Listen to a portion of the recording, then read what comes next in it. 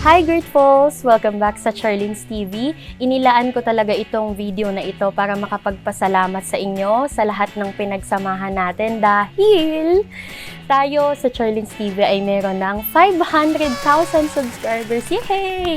Obvious naman dito sa lobo sa likod ko, di ba? Medyo hindi ko nga lang makita yung sarili ko ngayon sa camera dahil nakatutok sa akin yung araw. Pakita ko sa inyo yung location ng celebration natin ng 500,000 subscribers. Gusto ko kayong imbitahin lahat, kaso 500,000, napakarami. Enjoy na lang siguro natin yung itsura ng mga food na prepare natin ngayon para sa inyo. And gusto kong pasalamatan kayo sa lahat ng mga pagla-like, sa lahat ng mga pag-comment, sa lahat na kayong 500,000 na subscribers, pati yung mga nagde-dislike, maraming salamat din po sa reaction na yan. At sa bawat pag-share ninyo, alam natin na meron tayong na-i-share pa na knowledge, kaalaman, karunungan sa ibang tao.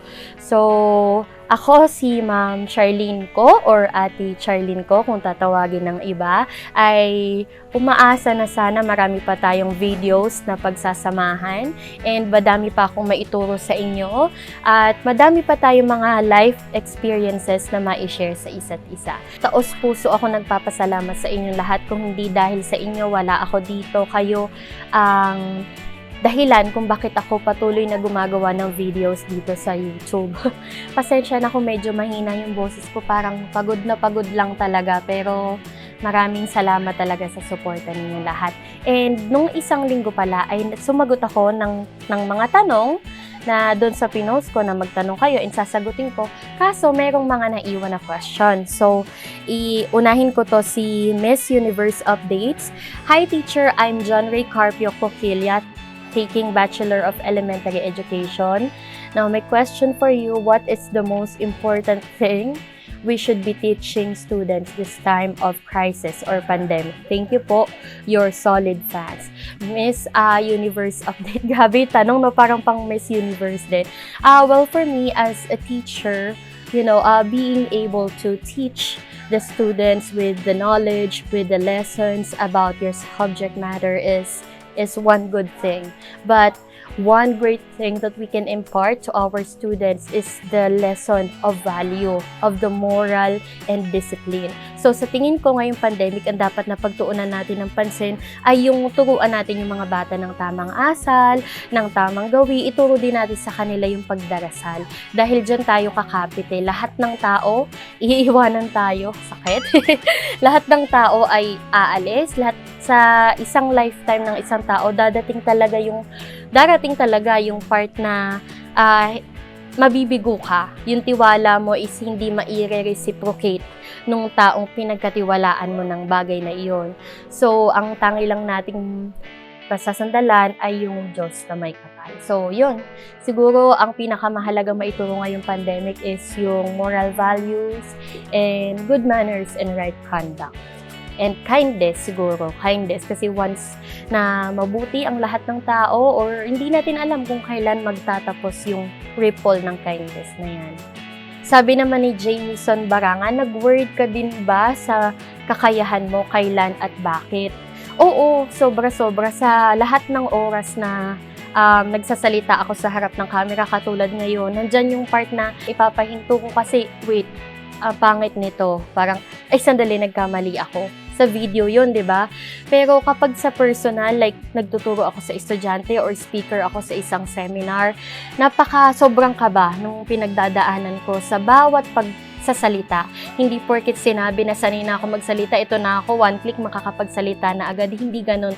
Every time, may duda ka pa rin sa sarili mo. And I think that's one good thing. Kasi kapag nandun yung duda mo, nandun yung pag-check mo sa sarili mo, ibig sabihin, willing kang mag-improve. Diba? Hindi tayo masyadong kampati na, ay, ang galing-galing na natin. Hindi ganon. So, yun, nagdududa ako sa sarili ko. And binibigyan ko ito naman ng kalakip na tiwala din sa sarili. So, balanse yung duda at tiwala mo sa sarili mo. Kasi kung duda lang, pangit yun. Wala tayong masyadong magagawa kasi lagi mong pagdududahan yung kakayahan mo. Kung puro tiwala lang naman sa sarili, pangit din yung kasi lalaki ang ulo natin. So, balanse lang. And ang sagot, oo, nagdududa rin ako sa sarili ko. Talaga, palagi. Sabi ni Arjun Gumahin, are you still single? Biro lang ma'am, new subscriber po. Sana marami pang viewers na maligaw sa channel mo. Ang galing mo kasi magturo. Yung complicated nagiging simple. God bless po sa inyo. Hi Arjun, maraming salamat sa suporta and I hope na makita ka pa namin sa mga susunod na videos ng Charlene's TV. So, GREATfuls, maraming salamat po talaga sa inyo. Taos puso akong nagte-thank you. And tara, silipin natin yung mga ibang behind the scenes na mga pangyayari kapag nagbablog kami simula nung umpisa. Enjoy natin!